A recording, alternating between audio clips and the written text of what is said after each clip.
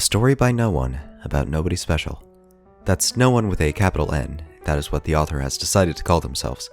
And with a subtitle like Heroes, it's clear the author has presented this tale as the definitive Fallout Equestria side fic. And while I'd argue that the title should go to Project Horizons or Murky No. 7, Heroes is still the full package. New area, new characters, new factions, subtle ties to other stories, and a massive hunk of muscle and motherly love that goes by Hired Gun. Ultimately, Fallout Equestria Heroes is a story about Hired Gun, or Silverstorm if you want to dead name a fictional character, and her relationship with heroism. In the first chapter, she goes from enamored by the exploits of the Stable Dweller to overwhelmingly frustrated and angry at herself for getting her lover Wildfire killed in a half-baked attempt to emulate Little Pip's brand of heroism. And just to pour salt in the wound, news of the Arbu massacre hits her after crawling into the middle of the desert with a poisonous bullet lodged in her leg. That isn't even mentioning her brother betraying her and joining the raider gang that killed their mom, and the fact that Wildfire's dying words involved killing all of them, including her brother, but you get the point here. Silverstorm tried to be a hero and had an extremely bad time. So much so that Silverstorm died in that desert, and from the embers arose Hired Gun, a mercenary that prioritizes survival above all else. Oh, and sick burns, because the writing style no one uses is my absolute favorite brand of comedy, deadpan. The amount of snark present in every single paragraph is enough to put a constant smirk on my face for all 580,000 words. She's on the verge of being a himbo, but doesn't quite fit all of the requirements. Big, yes. Dumb, absolutely. But polite? Not a bit.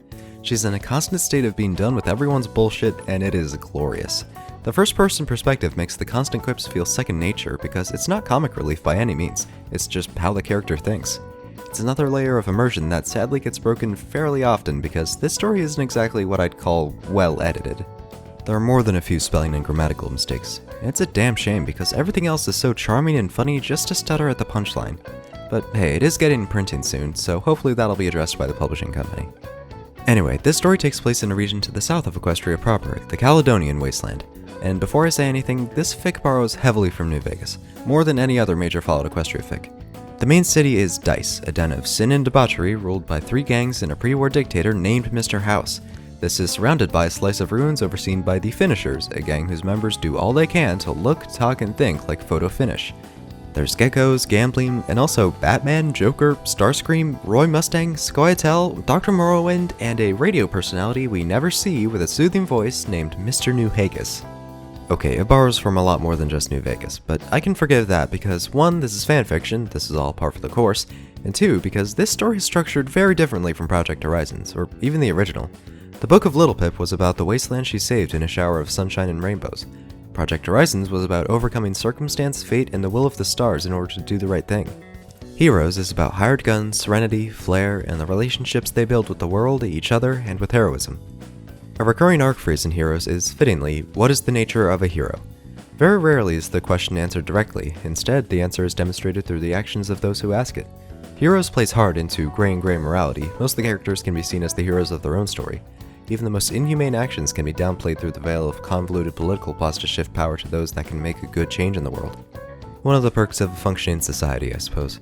In fact, Hired Gun is making just such an action on the cover art, preparing to assassinate Roy Mustang's pony Sona.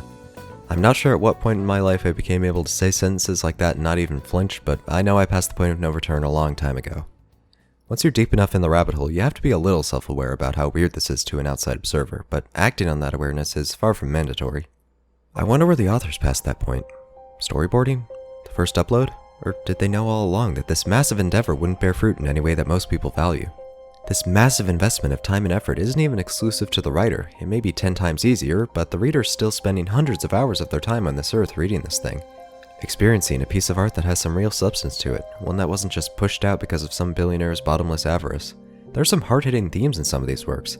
The mere existence of all these factions, gangs, and personas pushes the idea that in a world where basic human rights aren't even a thing, identity can be a person's most valuable possession.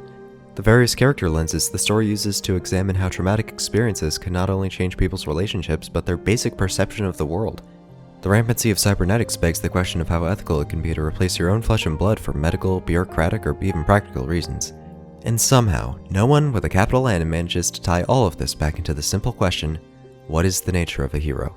And not once during the process asked themselves what they were doing putting such monstrous amounts of effort, creativity, and pure artistic talent into a goddamn fanfiction based on a TV show for little girls about pretty prancing ponies and the magic of friendship. The further you go down this rabbit hole, the more asking yourself, what am I doing, makes you feel like you just took a trip through the total perspective vortex. It's simply too much. It's Brian David Gilbert's existential meltdown in his Halo novel Unraveled, but far, far worse. At least a couple million people care about the Halo books, but something as niche as Fallout Equestria? The Halo wiki gets new edits nearly every day. Fallout Equestria is lucky to get one every week, and even then it is a lonely few, clinging onto the hill they chose to die on because it feels like home. But that doesn't mean these stories don't matter. I care about them, and that's all it takes. So, what is the nature of a hero? It's this. Digging your boots into the ground against the endless flow of time, holding the ocean back from extinguishing a few lonely sparks that refuse to go out. It's sacrificing everything to add a new star to the sky, completing a constellation that will never be truly done. It's adding your corpse to the bonfire and hoping that the ashes will germinate a tree whose wood will spawn a fire even brighter than your own. It's what you're doing right now and will do every day until you expire. It's taking one step forward, and then another. Like and subscribe.